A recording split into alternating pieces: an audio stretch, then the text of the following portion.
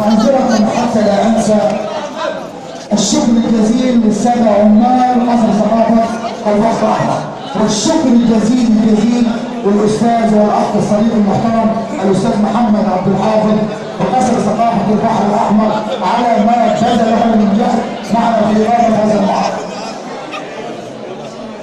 تحية إيجاء واحترام وتقدير للمشير الدؤوب الخلوق رجل المناسبات الأستاذ سعيد عبد الجواد موجه عام التربية الاجتماعية في محافظة البحر الأحمر. كذلك الأستاذ كمال سليمان مجلس الأمناء نيابة عن الأستاذ صلاح مرعي.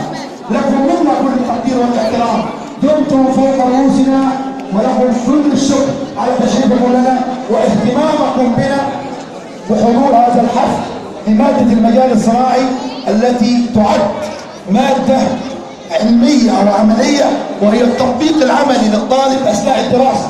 فكل طالب يتلقى العلم يطبق تعليمه بعد تخرجه، فالطبيب يطبق التعليم بعد تخرجه، المهندس يطبق التعليم بعد تخرجه. مادة المجال الصناعي تجعل الطالب يطبق ما يتعلمه خلال الدراسة أثناء دراسته، فهي مادة ذات طابع خاص، ففيها يقدم كل طالب ما هو بالابتكار